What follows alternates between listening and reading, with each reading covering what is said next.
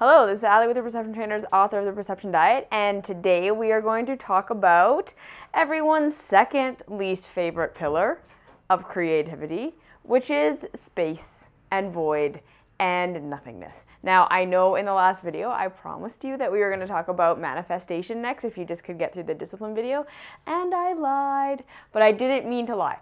So what I'm saying here is I actually recorded this series in the order that I had it, and then I realized I needed to talk about void and space and nothingness, and I had forgotten. So I am inserting that here, and then we will talk about manifestation next video. Okay, so I didn't totally lie. I am going to bring you a video on manifestation and all this, but we just need to talk about this first. Now, so in today's video, like I said, we are going to explore the importance of space and nothingness and emptiness and vacuum, or whatever you want to call it, within the creative process.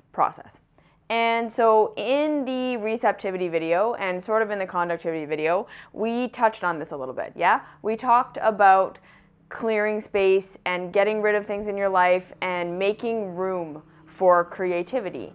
And we talked about how that was a very important part of receptivity. Now, in this video, I want to dive a lot deeper into what I'm talking about when I say create space in your life, because holy smokes, if you haven't heard that 100 million billion times, you gotta create space, make space, hold space, you need space. You're probably thinking like, okay, whatever, like I've cleaned up my closet, what does this even mean? What is the point of this? How is creating space helping me? What does making space even mean? And so on.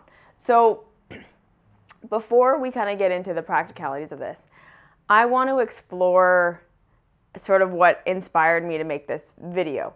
And that is, my sister and I were talking about dance. And we were talking about what takes a dancer from being, wow, they're great at dancing, to holy smokes, they are otherworldly in their dancing.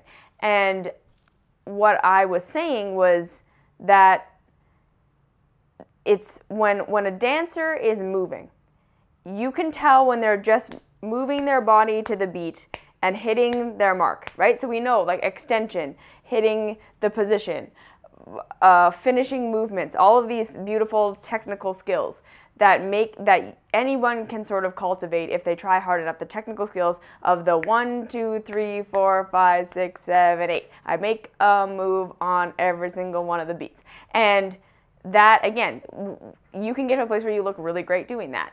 However, there's something that takes a dancer from that, right? They're proficient. They can hit all the beats. They do all the moves when they're supposed to do them. And then there's something that takes them past that. And you're like, what is that? And what we discovered, what we deduced it to, was the thing that makes that kind of dance, the prolific dancers, is what they're doing with the space.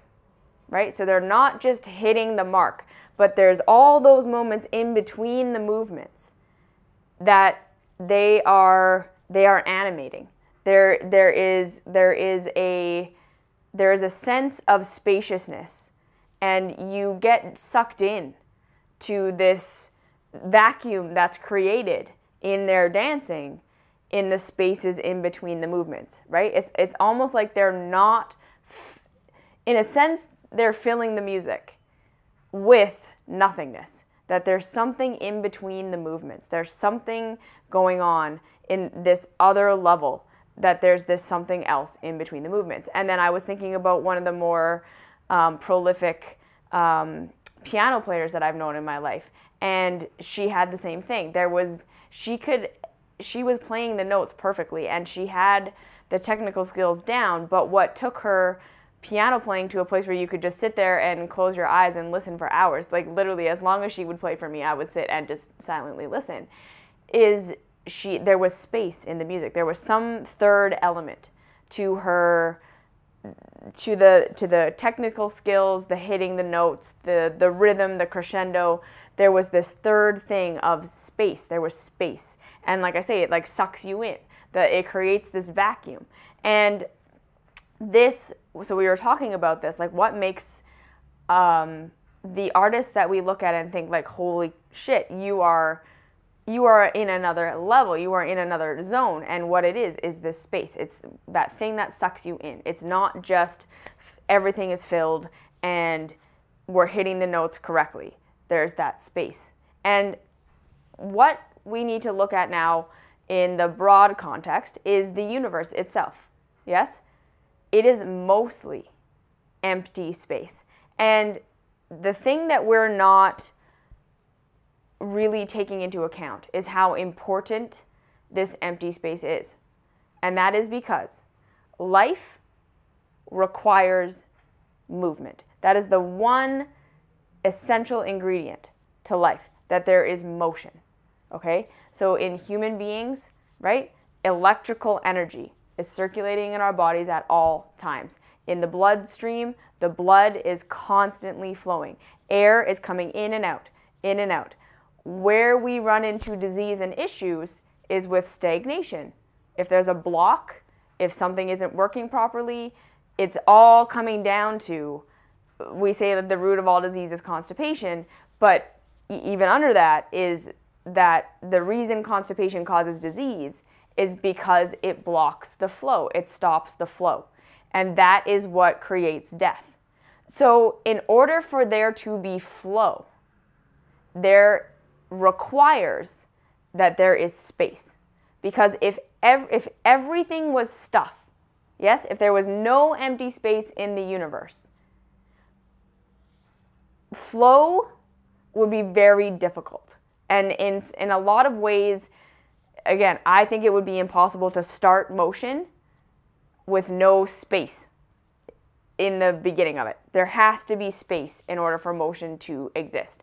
And so, of course, like if there's kind of like an open at the bottom and open at the top container that is filled, if we push down for new material to come in, and there's room for the material to flow out the bottom, we can create movement within that, like it's something being filled and the movement. But think about how much pressure is required, how much extra effort is required to create movement within some container that's already full versus if there was an empty space. Yeah? Okay. So within the esoteric traditions, so we know that in order for there to be movement, there must be space. In order for the flow of energy to be powerful and a lot of energy to flow, the more space you have within the context of an integral vessel, so not compromising the vessel's integrity. So right, if we're looking at a wire, if we're flowing energy through the wire needs to be strong. We want a nice, thick, heavy wire. However, we need that wire to be conductive. It needs to be open and there needs to be space within it. So we don't want to thin the wire so much that it's going to blow out, yes, compromising the integrity. And we don't want the wire to be so thick that it's blocking conductivity. There's this balance of the vessel being integral in the way that it needs to hold its shape while being empty enough to have that vacuum of space for energy to flow through it. And this is exactly how we work as individuals. This is how we work as beings. So forever, for always, there has been this understanding that, right, in all spiritual traditions, you're going to see a pattern of fasting. Yes? And now, why would fasting be so important to creativity or spiritual awakening or all of these things? What is the point of fasting? Is it just to like prove that you can go without things and look at how long I'm doing this fast and that's great? No, this is not the point of fasting. The point of fasting is to remove your stories of attachment to certain things, to create space in the body, mind, spirit, so that there's a vacuum, so that more energy can flow through the being. And we understand this, right? The more energy something has, the more creative capacity it has. So if you are receptive, meaning you have an ample amount of negative space in your being while continuing to maintain the integrity of your vessel, you are going to be more creative. Yes, you are going to be able to hold more energy. And think about this. Anything that we want to create, anything we want to build, anything we want to do. So this is not just, again, about the creative arts. This is literally anything in your life, because every single thing in your life is a creative act. Breathing is a creative act. Thinking is a creative act. Your relationships are a creative act. Anything you do in your career, that's a creative act. Eating is a creative act. Moving is a creative act. Everything is a creative act. There is no thing that you do that is not creative. And everything that you are creating requires energy. And so we understand this, that the higher degree of proficiency and genius, or whatever you want to call it, the higher the level of quality we want to create in our lives, in what we do, in what we are, we know we need higher and higher and higher amounts of energy. Okay? So like when we look at someone, we say they are intelligent. They are capable of having more thoughts and putting more thoughts together and making something with those thoughts. More thoughts than the average person. More energy is required. You see? So if we're talking about creativity and we're talking about just literally anything in your life, so every single creative act, every problem that you have in your life is an opportunity for a creative solution. So whatever's going on in your relationships, whatever's going on in your finances, whatever's going on in your body, whatever's going on in your career, whatever's going on in any of your relationships, whatever's going on in, like I said, your health, all of these things. This is a creation. And if we want a more integral creation, we want a better creation, we want something that feels better, more in alignment with life, we need more energy. In order for something to become feeling better for you, it needs to become more complex, structured, and organized. Okay, so this is where we start to look at this, okay? Anything that's in our life that's in a state of chaos does not have enough energy. It is blocked, the flow is being blocked, the energy is being blocked, and we are not able to create something more integral because it is not getting enough energy. If we don't add more information, right? So this is the thing. If you are in a relationship and you are having the same fight over and over and over again, you need more information. If you're having the same experience in your body over and over and over again, you need more information. Otherwise, you're just doing the same thing over and over again. You're making lateral moves. If you don't learn something new about why the body is doing what it's doing, why you're having the same fight over and over, why you keep spending your money where you don't need to spend your money, all of these things, if you don't have more information, you can't make a change. You can't be creative. You can't create something new, a different experience, a more integral experience, because there's only so much information. There's only so much complexity you can create within the information you have. You either have to add more information, you have to get more information, or you have to stay lateral. This is why so many of us, we switch jobs, we break up with our boyfriends, we try this diet, try that. We all end up in the same place, or worse, because we're not adding more information. And why are we not adding more information? Because there's not enough space. Okay, so this is where the creation of space becomes something that you need to prioritize so heavily in your being, the higher integrity life you want to have. And I'm saying integrity meaning the more in alignment with life you want to be, meaning the higher levels of joy, the higher levels of expansion, the higher levels of awareness, the higher levels of creation, creativity. All of it requires higher and higher and higher and higher levels of energy. And if you are hell-bent on filling every single minute of your life, on making sure, on not looking at your dramas, on not looking at your traumas, on not looking at what is going on and why you're creating what you're creating currently, you are just going to continue to create what you're creating now, or you're going to degrade. Because again, life is a cycle. Life is movement. Life is motion. You're either growing or you're dying. So if you're not growing, if you're not adding more information, you are going to be degrading, because it has to go that way. There's no such thing as stagnancy. You understand? If you're stagnant, you're dead. If you're still, no motion, no movement, that's it. It's over. So in order to be alive still, you need to either be increasing the amount of energy that's flowing through your being or decreasing. There has to be a change, okay? So this is why the creation of space is everything. And this is why in our current culture, you are going to struggle, and it's going to be a lot of work to create space in your life. And when you create that space, you're going to have to fight for it, because the way that we're all living is fill the space.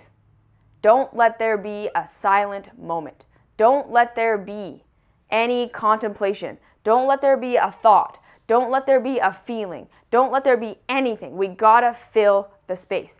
And the reason we are all so afraid of empty space is because so many of us are so out of alignment, right? We're in trauma drama. We have trauma in our relationships. We're not healthy in our bodies.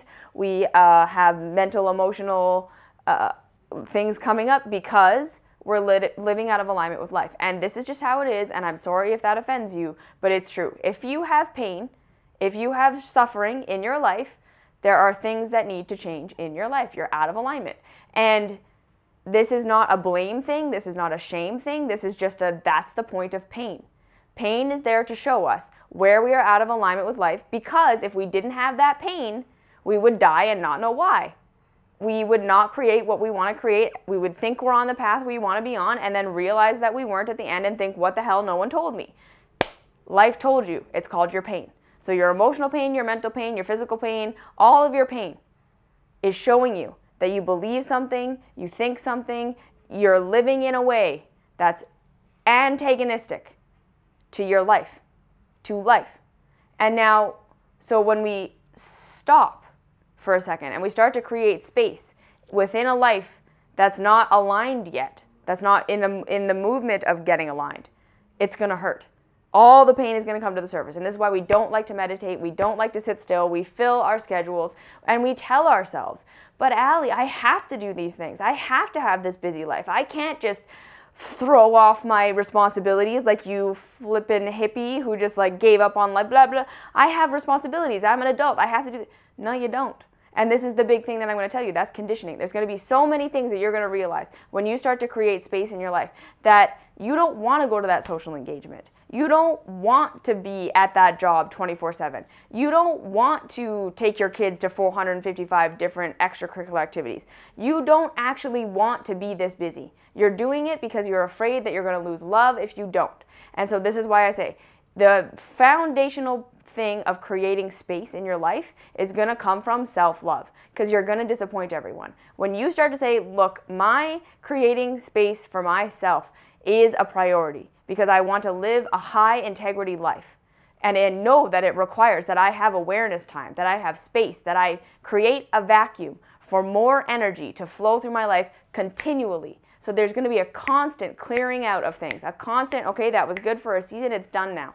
A constant processing, why am I doing this? Oh, this is the story I'm telling myself. Get rid of that story so I can live in reality. That's what this is.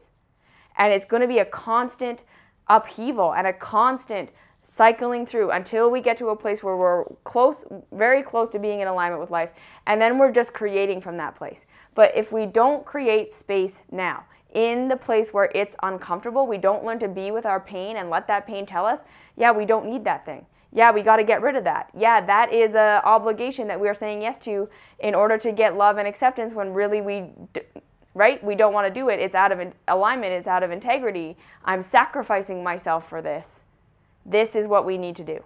So we create space, not by clearing out our closets, not like, and I'm not saying don't do this, okay? Absolutely get rid of your shit. Absolutely do things with your diet. I'm not telling you to go on a fast, okay? Please be very, very clear that I'm not telling you that.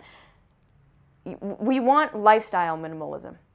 Where there's drama in your life, go look at that, because it needs to change and there needs to be space created. Where there's a bunch of things that you don't want to be doing, you got to start saying no. You got to start loving yourself enough to say no. Because if we don't create space, there can be no more information, and then you cannot be more integral in your creations. You are stuck where you're at. If you don't make space, you can't move forward. So space is everything.